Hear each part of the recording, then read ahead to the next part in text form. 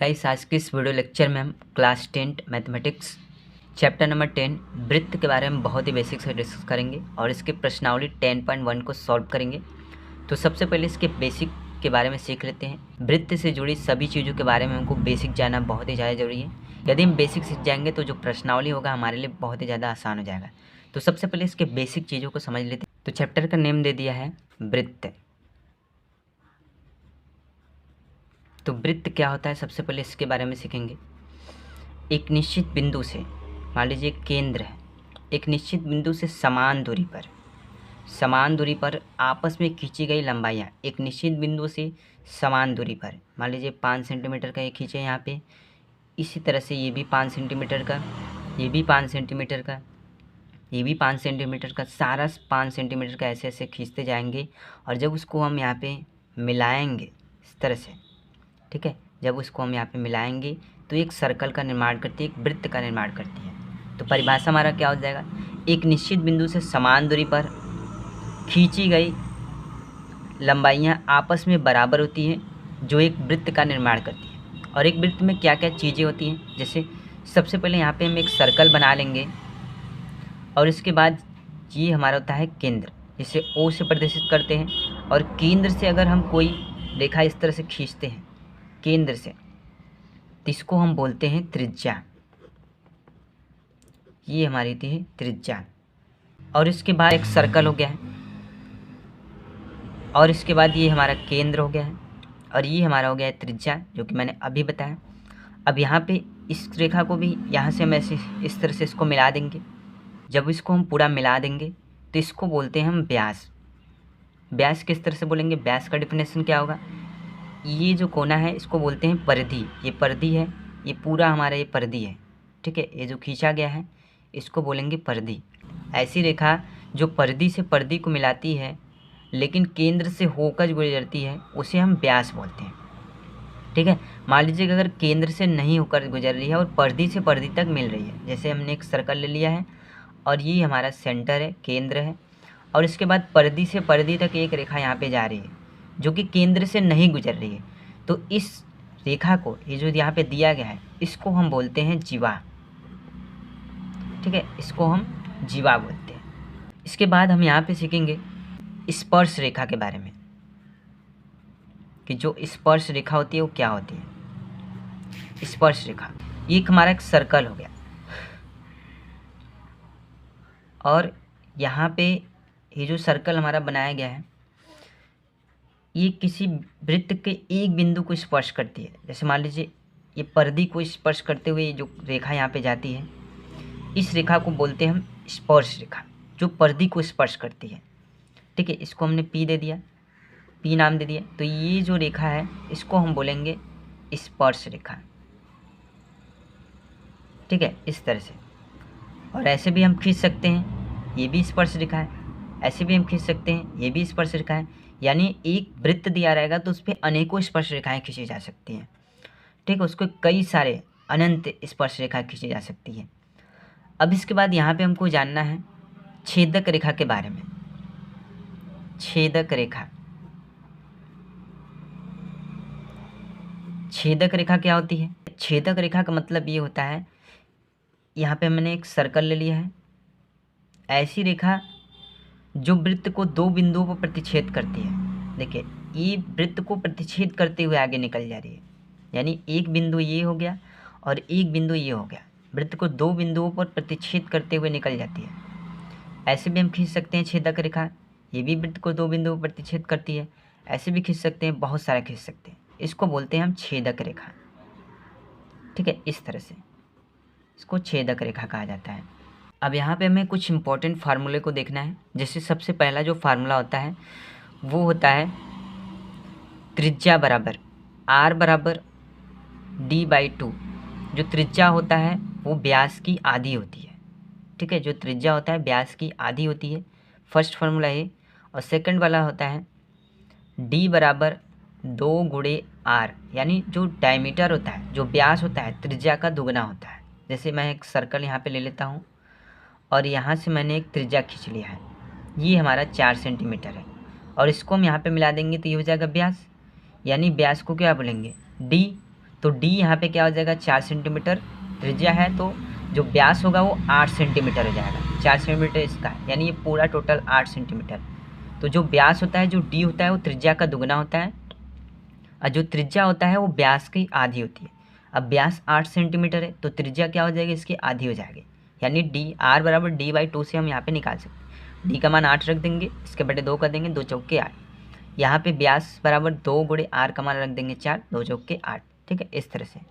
अब यहाँ पे देखेंगे वृत्त की परिधि, वृत्त की परिधि, वृत्त की परिधि क्या होती है, वृत्त की परिधि का जो फार्मूला होता है वो होता है 2πr, इस तरह से। अब इसके बाद वृत्त का क्षेत्रफल, वृत्त का क्षेत्रफल बराबर होता है πr²। ये कुछ इंपॉर्टेंट फार्मूले हैं जो चैप्टर में यूज़ होने वाले हैं। तो गाइस मैंने आपको इस तरह से बताया कि जो वृत्त की स्पर्श रेखा होती है वो वृत्त को किसी एक बिंदु पर प्रतिच्छेद करती है। जैसे यहाँ पे P पे देखेंगे तो यहाँ पे स्पर्श करते हुए अनेकों स्पर्श रेखाएं खींची जा सकती है। इसके बाद मैंने आपको बताया था वृत्त की छेदक रेखा के बारे में, तो देख सकते हैं ये वृत्त की जो P और Q रेखा है, ये वृत्त की दो लास्ट वाली पहली वाली लाइन स्पर्श रेखा है, ये भी स्पर्श रेखा है। बाकी देख सकते हैं जो वृत्त की छेदक रेखा है, जो वृत्त को दो बिंदुओं पर प्रतिच्छेद करती है। यहाँ से देखते हैं एक बिंदु P और एक बिंदु Q, इस तरह से बहुत सारी रेखाएं जो है ये छेदक रेखा है। और ये जो रेखा है PQ, ये की वृत्त की स्पर्श रेखा है। इधर से देखेंगे PQ, ये वृत्त की स्पर्श रेखा है।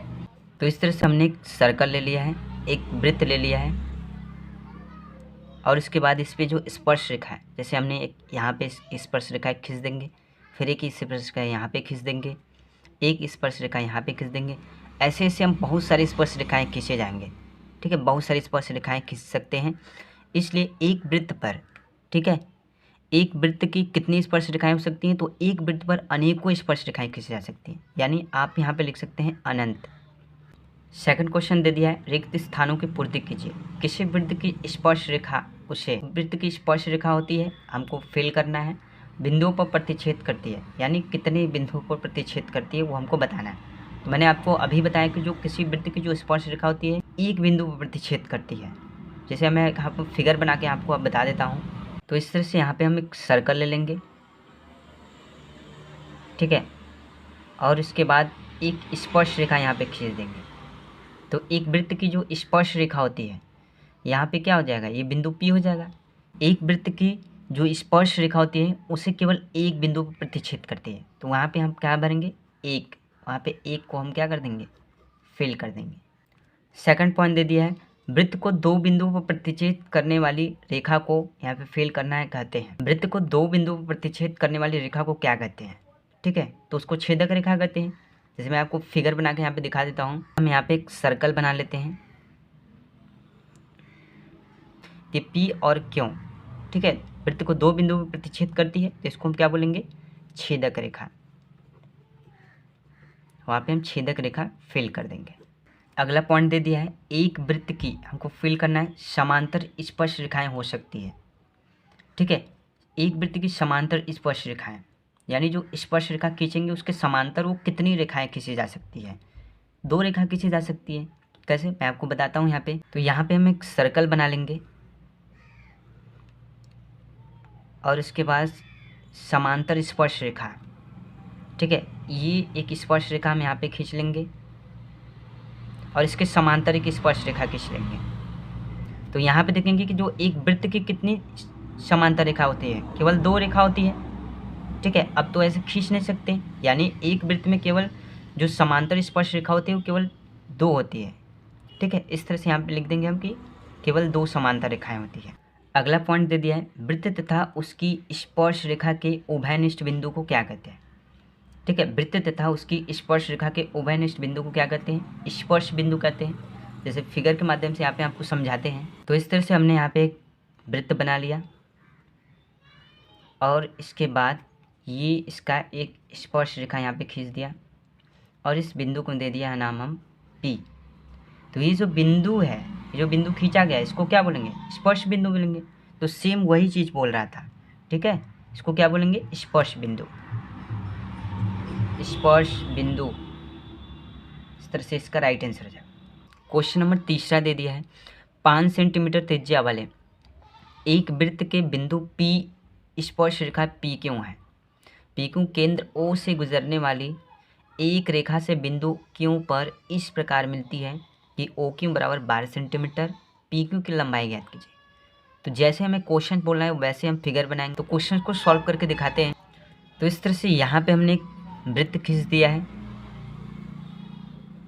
और इसके बाद इसकी जो त्रिज्या है वो 5 सेंटीमीटर है। इसकी त्रिज्या 5 सेंटीमीटर है। ये केंद्र O है, ठीक है। और इसके बाद इस पर एक स्पर्श रेखा है। इस पर एक स्पर्श रेखा यहाँ पे खींचा गया है। इसको यहाँ पे बिंदु P से दर्शाया गया है इस तरह से। अब इस स्पर्श रेखा को हम क्यों के नाम से जानते हैं, ठीक है। अब यहाँ पे बोल रहा है कि P स्पर्श रेखा PQ, जो PQ दिया है, ठीक है, केंद्र O से गुजरने वाली रेखा से बिंदु Q पर इस प्रकार मिलती है कि OQ, यानी ये OQ दिया है इस तरह से। OQ के बराबर दे दिया है 12 सेंटीमीटर, ठीक है। और हमारा जो त्रिज्या दे दिया था OP बराबर 5 सेंटीमीटर। तो हमें PQ का लंबाई ज्ञात करना है, ठीक है। PQ का लंबाई यहाँ पे हमें ज्ञात करना है। क्योंकि यहाँ पे हम लिखेंगे कि प्रमेय 10.1 के अनुसार, 1 के अनुसार लिखना बहुत ज़्यादा ज़रूरी है। प्रमेय 10.1 आप देखेंगे तो उसमें सारा ये मेथड दिया है। प्रमेय 10.1 के अनुसार जो कोण P है, ये जो कोण P यहाँ पे दिया है, ये 90 डिग्री का एंगल बनाता है, यानी 90 अंश का कोण बनाता है। अतः जो 90 अंश का कोण बनाएगा, ठीक है, अतः जो त्रिभुज ये दिया गया है, त्रिभुज OPQ समकोण त्रिभुज है। समकोण त्रिभुज है। इस तरह से जब ये समकोण त्रिभुज हो जाएगा तो यहाँ पे देखेंगे तो त्रिभुज एंगल के सामने वाला हमारा क्या हो जाएगा, कर्ण हो जाएगा, ठीक है। अब इसके बाद ये जो सीधी रेखा है वो हमारी रेखा क्या हो जाएगी, ये रेखा लंब हो जाएगा। और इसके बाद ये नीचे का जो बचा है ये क्या हो जाएगा, आधार। यानी कर्ण का वैल्यू दे रखा है, लंब का वैल्यू दे रखा है और हमें आधार का वैल्यू निकालना है। तो यहाँ पे हम क्या निकालते हैं, पाइथागोरस प्रमेय से, पाइथागोरस प्रमेय लगाते हैं। पाइथागोरस प्रमेय से, और पाइथागोरस प्रमेय क्या होता है, कर्ण का स्क्वायर बराबर लंब का स्क्वायर प्लस के आधार का स्क्वायर, ये पाइथागोरस प्रमेय होता है। तो यहाँ पे लिखेंगे कर्ण के स्क्वायर के बराबर लंब का स्क्वायर प्लस आधार का स्क्वायर। कर्ण का वैल्यू हमको दे रखा है 12, ये हो जाएगा 12 के स्क्वायर बराबर लंब का वैल्यू हमको दे रखा है 5, ये हो जाएगा 5 के स्क्वायर प्लस आधार का वैल्यू हमको क्या करना है, निकालना है। आधार क्या है, PQ है। तो यहाँ पे 12 के स्क्वायर करेंगे तो ये हो जाएगा 144 के इक्वल 5 के स्क्वायर करेंगे तो 25 प्लस क्या हो जाएगा, ये आधार का स्क्वायर, ठीक है। आधार का स्क्वायर इधर रहेगा, 25 को इधर भेजेंगे तो माइनस हो जाएगा, यानी इस तरह से हो जाएगा 144 माइनस के 25 के बराबर आधार का स्क्वायर। 144 में से 25 को घटाएंगे तो ये हमारा हो जाएगा 119 के बराबर आधार का स्क्वायर। और सिर्फ हमें आधार का मान चाहिए, PQ जो कि सिर्फ आधार है, तो स्क्वायर को इधर भेजेंगे तो ये रूट हो जाएगा, यानी रूट में 119 के बराबर क्या हो जाएगा, आधार। और आधार का वैल्यू हमारा क्या हो जाएगा, रूट में 119, ठीक है। तो ये PQ की लंबाई क्या आ जाएगी, रूट में 119। क्वेश्चन नंबर 4 दे दिया है, एक वृत्त खींचिए और एक दी गई रेखा के समांतर, यानी एक वृत्त कितना है और उसमें एक दी गई रेखा है, ऐसी 2 रेखाएं खींचिए कि उनमें से एक स्पर्श रेखा हो तथा दूसरी एक छेदक रेखा हो। क्वेश्चंस को सॉल्व करते हैं। तो यहाँ पे हमें क्या करना है कि एक वृत्त खींचना है, तो इस तरह से हमने एक वृत्त यहाँ पे खींच दिया है।